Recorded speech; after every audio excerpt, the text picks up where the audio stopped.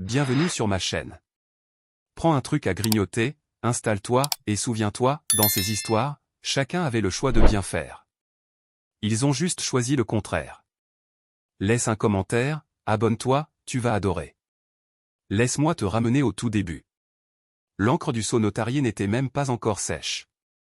Que mon père leva son verre devant une quarantaine d'invités pour déclarer que Dereric était l'avenir de tout ce que notre famille avait construit. J'étais debout près de la cheminée, dans le salon de mes parents. Un verre de cabernet à la main, que je n'avais même pas encore goûté. Je regardais mon frère absorber les applaudissements comme on absorbe la chaleur du soleil. Il souriait. Ce sourire facile, large, celui des hommes à qui la vie donne tout sans qu'ils aient jamais eu à se battre. Sa femme, à ses côtés, portait une robe qui coûtait plus cher que mon premier semestre en école de droit. Elle serra son bras, puis se tourna vers la salle avec l'assurance de quelqu'un qui s'apprête déjà à recevoir un trophée. Mon père posa son verre. Puis il plaça ses deux mains sur les épaules de mon frère. Il déclara que Dereric avait fait ses preuves. Que l'héritage de Callaway Construction méritait de rester entre les mains de quelqu'un qui comprenait ce que signifiait bâtir quelque chose à partir de rien. Il annonça que lui transférer l'intégralité de l'entreprise et les 12 millions de dollars qu'elle représentait était la bonne décision. La seule décision possible. Il ne me regarda pas une seule fois. Je pris une lente gorgée de vin. Et observai mon frère serrer la main d'homme qui m'avait vu grandir. Je vis ma mère essuyer discrètement ses larmes avec une serviette en tissu. Je croisai le regard de mon oncle Frank, à l'autre bout de la pièce. Son expression, je la reconnus immédiatement. Ce regard calme, presque résigné. Celui de quelqu'un qui sait qu'une injustice est en train de se produire. Mais qui n'a pas le pouvoir de l'empêcher. Je lui souris. Je n'avais pas besoin qu'il intervienne. Avant de te raconter ce que j'ai fait ensuite. Dis-moi d'où tu regardes cette histoire, et quelle heure il est chez toi. J'ai envie de savoir jusqu'où elle va voyager. Je m'appelle Rachel. J'ai 31 ans. Je suis avocate en droit des affaires, spécialisée dans les fusions, acquisitions et restructurations de dettes. Concrètement, je passe mes journées à démonter et analyser des entreprises en difficulté. Je sais exactement à quoi ressemble une société en train de couler, vue de l'intérieur. Je sais lire un calendrier de dettes, repérer les violations de clauses, comprendre les signaux invisibles. Et surtout, je sais ce que ça signifie quand une banque préfère revendre discrètement un prêt à un tiers, plutôt que de lancer une saisie publique. Je savais tout ça. Déjà. Il y a 18 mois. À l'époque où Callaway Construction n'était plus qu'à 6 semaines de la chute. Mon père ne m'a pas appelé. Il ne l'aurait jamais fait. À la place, il a fait venir Dereric depuis Denver. Il l'a installé en bout de table, dans la salle de réunion. Et l'a laissé jouer aux dirigeants pendant 3 heures. Pendant ce temps-là, j'étais dans mon appartement, à 40 minutes de là. À observer les comptes publics de l'entreprise se détériorer, en direct. Dereric n'avait aucune solution. Mais il avait du charisme. De la confiance en lui. Et un excellent handicap au golf. Et il offrait tout ça à mon père, avec enthousiasme. Mon père l'a remercié. A payé son hôtel. Puis l'a renvoyé chez lui, auprès de sa femme. Ensuite, la banque m'a appelé. Pas mon père. Moi. Parce que 18 mois avant cette soirée dans le salon. Avant les documents de transfert. Avant les applaudissements. Avant ce verre de vin que je n'avais toujours pas vraiment goûté. J'avais fait quelque chose. Quelque chose que mon père ignorait. Quelque chose que mon frère n'aurait même pas pu imaginer. J'avais contacté Meridian Capital. Le groupe de prêt privé qui détenait la dette de Callaway Construction à 4,2 millions de dollars. Et j'avais racheté ce prêt. Au prix fort. Avec l'argent que j'avais accumulé pendant 7 ans. À travailler sans relâche. À facturer 200 heures par mois dans un cabinet qui ne dormait jamais. Je suis devenu la banque de ma propre famille. Leur créancière. La seule entité capable, légalement, d'exiger le remboursement immédiat de toutes leurs dettes. Et de déclencher un défaut qui aurait fait s'effondrer toute l'entreprise. Je l'ai fait discrètement. À travers une structure juridique que mon père n'avait jamais entendue. Et je l'ai fait parce que j'avais compris une chose, déjà à l'époque. Un jour, quelqu'un dans cette famille tenterait de m'enlever quelque chose. Et ce jour-là, je voulais être prête. debout dans ce salon, en regardant mon frère accepter une entreprise qu'il n'avait pas sauvée. J'ai compris que ce jour était arrivé. Ma belle-sœur m'a rejointe près de la bibliothèque, une vingtaine de minutes après l'annonce. Elle tenait une nouvelle coupe de champagne. Et affichait ce sourire précis, celui des gens qui veulent que tu comprennes qu'ils ont gagné, sans jamais avoir besoin de le dire. Elle m'a demandé si j'allais bien. Pas vraiment une question. Plutôt une mise en scène. Le genre de « ça va » compose en espérant secrètement que la réponse soit non. Je lui ai répondu que j'allais parfaitement bien. Puis je lui ai demandé comment s'était passé son trajet depuis la ville. Elle a étudié mon visage. À la recherche d'une fissure. Il n'y en avait pas. Ça faisait 7 ans que je travaillais dans des salles pleines de gens dont le métier était de détecter la moindre faiblesse.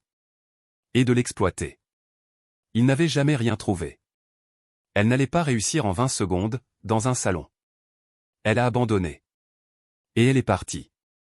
Je l'ai regardée s'éloigner. Mon père est venu ensuite. Et lui, n'a pas pris de détour. Pas de politesse. Pas de compassion. Il s'est placé à côté de moi, épaule contre épaule. Comme quand j'étais enfant. Ce genre de posture qu'il adoptait quand il s'apprêtait à dire quelque chose de définitif. Il m'a dit qu'il espérait que je comprenne. Que c'était une décision d'entreprise. Je lui ai répondu que je comprenais parfaitement. Il m'a expliqué que Deuric avait une vision. De nouveaux marchés. Des projets résidentiels. Un développement à Phoenix sur lequel il travaillait depuis 2 ans. Il m'a dit que l'entreprise avait besoin d'énergie. Et que mon frère en avait. Je l'ai laissé finir. Puis je lui ai posé une seule question. Et la dette? Un silence. Court. Mais suffisant. J'ai été formé pour remarquer les silences courts. Il a répondu qu'ils étudiaient les options. J'ai hoché la tête. Ça ressemble à un plan. Il a attendu. Il attendait une réaction. Une objection. Des larmes. Il attendait la version de moi qu'il connaissait. Celle de mes 22 ans. À 22 ans, j'avais pleuré. J'avais argumenté. Présenté un dossier complet. Des preuves. Des années de travail, organisées avec précision. 7 ans d'implication dans l'entreprise. J'avais tout posé devant lui. Et lui, avait écouté. Avec ce regard patient. Celui d'un homme qui a déjà pris sa décision, et qui attend simplement que tu termines. Cette fois-ci, je n'ai rien fait de tout ça. Je lui ai dit que la maison était magnifique. Et je suis allé retrouver mon oncle Franck.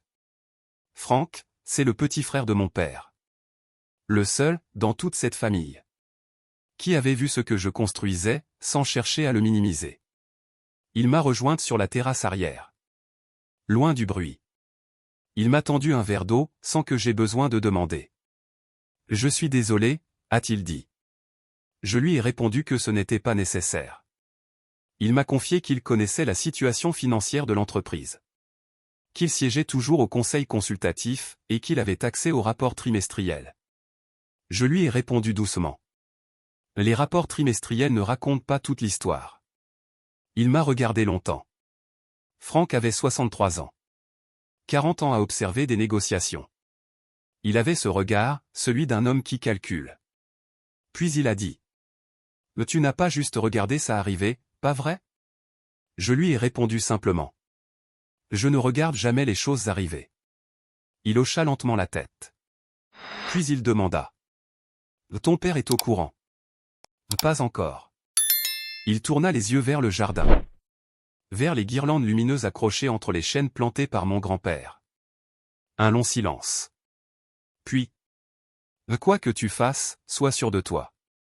Parce qu'une famille, on ne peut pas la reconstruire facilement. Je suis restée silencieuse. Mais dans ma tête, tout défilait. La version de moi à 22 ans. Face à mon père. La voix qui tremble. Le fonds universitaire que mes parents avaient discrètement redirigé vers le MBA de Deuric. Pendant que je contractais des prêts. Le client que j'avais apporté à Callaway Construction 3 ans plus tôt. Un contrat de 15 millions. Et mon père qui avait présenté mon frère comme interlocuteur principal. Toutes ces petites fissures. Toutes ces façons silencieuses de détruire une famille. sans jamais l'admettre. Je regardais Franck. La famille a déjà réglé ça depuis longtemps. Il n'a pas argumenté. Il a simplement posé sa main sur mon épaule. Et est retourné à l'intérieur. Je suis resté quelques minutes de plus sur la terrasse. À écouter les voix à travers les portes vitrées. Les rires. Les félicitations. Le bruit de mon frère, recevant les fruits d'un travail que j'avais maintenu en vie pendant 18 mois. Pendant qu'il jouait au golf à Denver. Et développait son fameux projet à Phoenix. Le projet Phoenix. Je n'arrêtais pas d'y penser. 3 semaines avant l'annonce de mon père, j'étais en train d'examiner un dossier pour un client. Une simple vérification. Une société immobilière de taille moyenne, cherchant à s'étendre dans le sud-ouest. Nom, Garrison Property.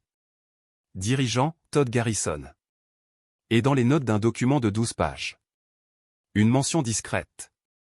Une enquête en cours de la SEC. Concernant des valorisations artificiellement gonflées pour attirer des investisseurs. J'avais noté l'information. Puis je suis passé à autre chose. Ce n'était pas mon affaire. Jusqu'à 2 jours plus tard. Quand j'ai vu un message, sur le téléphone de mon frère. Je ne fouillais pas. Il était posé, écran allumé, sur la table de la cuisine. Et le message disait. Garrison confirmé. Clôture T1. Reste discret jusqu'au transfert. Je suis resté immobile. Longtemps. Parce que j'avais compris. Ce que mon frère préparait, ce n'était pas une expansion. C'était une sortie. Un plan propre. Calculé. Il allait accepter la propriété de Callaway Construction. Attendre le délai minimum légal. Puis vendre l'entreprise à Todd Garrison. Un promoteur déjà sous surveillance de la SEC. Une transaction rapide, rentable. Qui lui assurerait un départ net. Et les 230 employés? Il deviendrait simplement un détail. Quelque chose que Garrison déciderait plus tard. Mon frère n'était pas en train de reprendre l'héritage familial. Il était en train de le liquider. Et pour que ça fonctionne, il fallait que le transfert de propriété, signé par mon père, soit propre, officiel et terminé. Avant que quiconque ne regarde de trop près. Je suis retourné à l'intérieur. J'ai pris un deuxième verre de vin. Je me suis replacé près de la cheminée. Et j'ai observé mon frère qui circulait dans la pièce. Les poignées de main. Les sourires. J'ai repensé aux mots de mon père.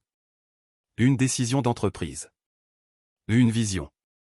Alors moi aussi, j'ai pensé comme une entreprise. Je savais exactement ce qu'un créancier pouvait faire. Quand la propriété d'une société change sans son accord. Et c'est exactement ce qui venait de se produire. Parce que les documents que mon père avait signés ne mentionnaient pas la dette existante. La dette détenue par Meridian Capital. La dette que je détenais. Mon père n'en savait rien. Son avocat non plus. Ils avaient vérifié les registres publics et n'avaient rien trouvé. Normal. La structure que j'avais créée était conçue pour rester invisible. Et dans ce genre de situation, un créancier peut faire une chose très simple. Exiger le remboursement immédiat. Je suis resté pour le dîner. J'ai mangé le saumon que ma mère avait fait préparer. J'ai écouté mon frère faire un discours. Il parlait d'héritage. De vision. D'un nouveau chapitre pour le nom Callaway. Sa femme le filmait, fièrement. J'ai complimenté le repas. J'ai pris ma mère dans mes bras à la porte. Je lui ai dit que la maison était magnifique. Puis je suis parti. 40 minutes de route. Jusqu'à mon appartement. À 21h53, un vendredi soir. J'ai appelé mon avocate. Oui, elle répond le vendredi soir. Parce que je la paie pour ça. Je lui ai dit. Je veux lancer une procédure d'exigibilité anticipée sur le prêt de Callaway Construction. Lundi matin. Silence. Puis. Tu es sûr? Je n'ai pas hésité. Le plus sûr que jamais. Elle m'a dit que les documents seraient prêts dimanche. Le lundi, à 9h07. L'avis officiel a été livré. À l'adresse enregistrée de Callaway Construction. À l'attention du propriétaire. Mon frère. Le document était simple. Clair. Implacable. Le transfert de propriété effectué sans accord du créancier constituait un défaut. Et par conséquent, la totalité de la dette. 4,2 millions de dollars, plus intérêts et pénalités, devait être remboursée sous 30 jours. Mon téléphone a sonné à 9h44. De Rurik. Sa voix était tendue. Il doit y avoir une erreur. Je me suis appuyé contre mon bureau. Calme. Je ne fais pas d'erreur avec les chiffres. Il avait déjà entendu cette phrase. Il en avait ri, autrefois. Pas cette fois. Je lui ai expliqué. Tout. Que je détenais la dette. Que le transfert signé vendredi avait déclenché automatiquement la clause de défaut. Article 9.3 du contrat initial. Une clause que son avocat aurait dû voir. Silence. Long. Je l'entendais respirer. Je connaissais ce moment. Celui où tout s'effondre. Où les certitudes deviennent liquides. Puis il a demandé. Tu veux quoi? Je répondis calmement. Rien. Je suis une créancière. J'applique un contrat. Silence. Puis plus pressant. Rachel, dis-moi ce que tu veux. Je marquai une pause. Puis je répondis. Je veux que tu appelles papa. Un temps. Et que tu lui dises la vérité. Et dis-lui ce que tu as dit à Todd Garrison. Parle-lui du calendrier. Du Q1. De la vente. Ma voix ne tremblait pas. Et dis-lui ce que tu comptais faire de l'entreprise qu'il vient de te confier. Silence. Puis j'ajoutai. Et fais-le avant que j'envoie mes documents au conseil consultatif. Un silence encore plus long. Puis finalement. Je ne ferai pas ça. Je laissai passer une seconde.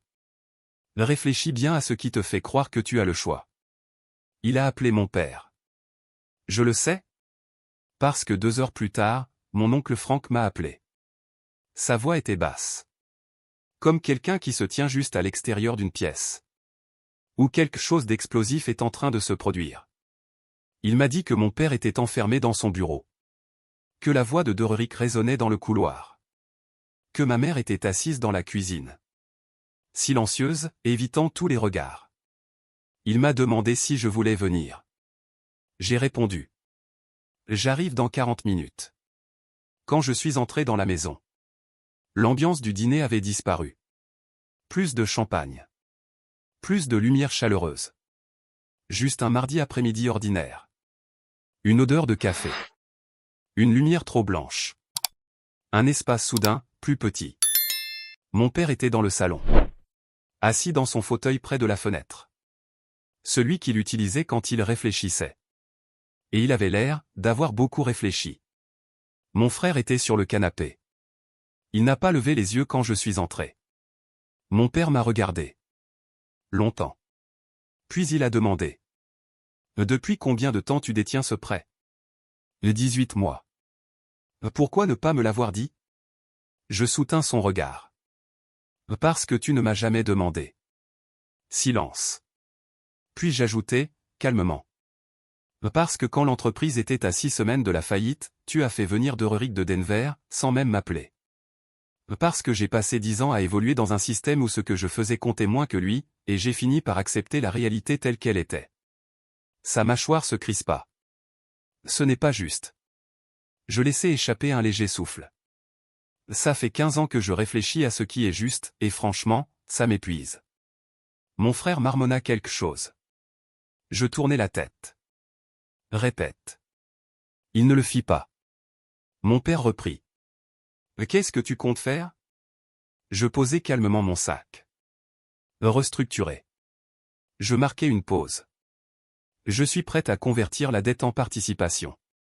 Ses yeux se levèrent. Ce qui me donnerait une position majoritaire dans Callaway Construction. Silence. Et dans ce cas, aucune vente à Garrison ou à qui que ce soit ne pourra se faire sans mon accord. Je sortis un dossier. Le posai sur la table basse. L'équipe actuelle reste. Les 230 employés gardent leur emploi. Le nom Callaway reste. Je poussai légèrement le dossier vers lui. Proposition de restructuration. 12 pages. Puis, derrière, les documents prouvant que je détiens la dette. Et derrière ça, les éléments concernant l'enquête sur Garrison.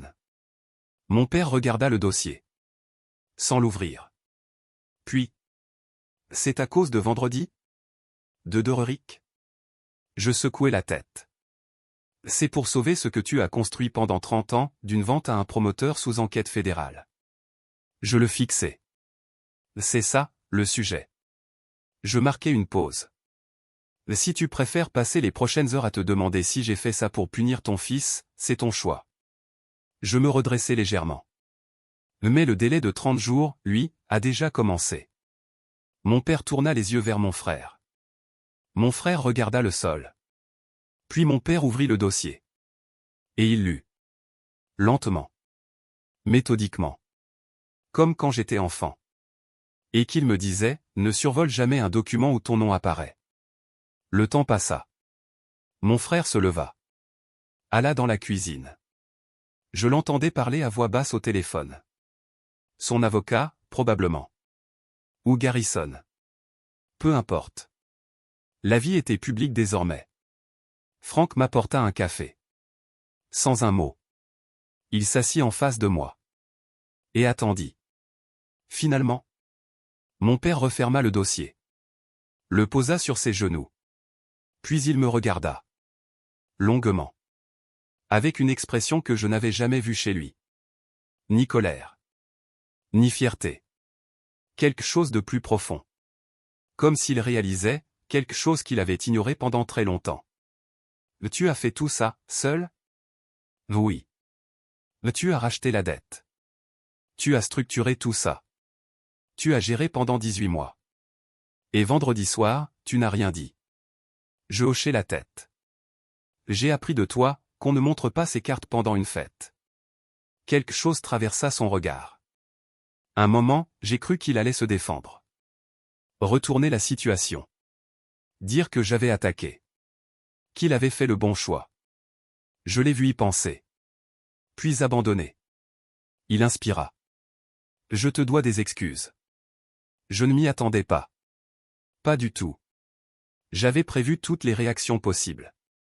Sauf celle-là. Je secouai légèrement la tête. Les excuses peuvent attendre. Je désignai le dossier. Ce document, non. Un silence. Puis. Je vais signer. Mon frère revint. S'arrêta dans l'encadrement de la porte. Regarda le dossier. Puis moi. Donc tout ça, c'était prévu depuis le début? Je le regardai calmement. Non. Une pause. Ce qui était prévu, c'était de sauver une entreprise en danger. Il serra les dents. Tu attendais juste le bon moment pour me faire ça. Je secouai la tête. J'attendais le bon moment pour protéger quelque chose qui comptait. Je marquai une pause. Pendant que toi, tu préparais ta sortie. Il ne répondit pas. Il regarda mon père. Attendant qu'il intervienne. Qu'il remette de l'ordre. Mais mon père ne leva même pas les yeux du dossier. La restructuration fut finalisée en 22 jours. Ma société transforma la dette en part. Je devins actionnaire majoritaire de Callaway Construction. Mon père conserva une part minoritaire et un siège au conseil. Frank resta conseiller. Mon frère démissionna la semaine suivante. Officiellement pour poursuivre d'autres opportunités. 6 semaines plus tard. L'entreprise de Todd Garrison reçut une notification officielle d'enquête de la SEC. Le projet Phoenix s'effondra avant même de commencer. Je l'appris via un rapport que mon assistante m'envoya. Je ne l'ai partagé avec personne. 3 mois plus tard. Un jeudi matin de novembre. Mon père m'appela. Il me dit qu'il réfléchissait. Beaucoup. Qu'il avait eu des conversations avec Frank. Qu'il aurait dû avoir 20 ans plus tôt. Il ne savait pas comment réparer le passé. Ni même si c'était possible. Mais il voulait essayer. Je lui répondis simplement. Ça commence par un petit déjeuner. Il accepta. Ma belle-sœur ne m'a jamais rappelé. Mon frère envoie parfois un message pour les fêtes. Des messages vides. Plus des confirmations d'existence, que de vrais liens. Je réponds brièvement. Puis je pose mon téléphone. Ma mère, elle, appelle le dimanche. On parle parfois de l'entreprise. Elle écoute, vraiment. Plus qu'avant. Je ne sais pas si ça durera. Je prends ça, comme ça vient. Le nom Callaway est toujours sur le bâtiment. Les 230 employés sont toujours là. Au printemps dernier, nous avons lancé un projet immobilier. À 20 minutes de là où j'ai grandi. Pas à Phoenix. Pas pour encaisser rapidement. Juste, des maisons. Pour des gens qui en avaient besoin. Un samedi matin. Je suis passé devant le chantier. Je suis resté dans ma voiture. À regarder les machines. Le terrain dégagé. Et le panneau avec notre nom. Mon grand-père avait commencé avec un camion et 4 employés. Mon père avait construit quelque chose de réel, pendant 30 ans. Avec ses défauts. Mais avec du travail. Et moi. J'avais décidé, 18 mois avant tout ça, que cette entreprise survivrait. Seul. Dans mon appartement. Face à des documents que la banque voulait céder. Sans demander la permission. Sans attendre l'approbation. C'est ça que ma famille n'avait jamais compris. Je n'avais pas besoin de reconnaissance. Ni d'annonce. Ni d'applaudissements. J'avais besoin d'un résultat. Et le résultat, c'était une entreprise debout. 230 emplois préservés. Et un père, qui me regardait enfin comme il regardait mon frère. Et ce vendredi soir, que j'ai traversé avec un verre de vin. Et une patience implacable. Je sais que je ne le regretterai jamais. Je ne porte plus ce qu'ils m'ont coûté. Je l'ai laissé derrière moi. Le soir où j'ai passé cet appel à 21h53. Le silence qui a pris sa place n'est pas vide. Il m'appartient. Merci de m'avoir écouté et rappelez-vous que parfois les chapitres les plus difficiles mènent aux plus belles fins. Laissez un commentaire, cliquez sur le bouton j'aime et abonnez-vous pour plus d'histoires.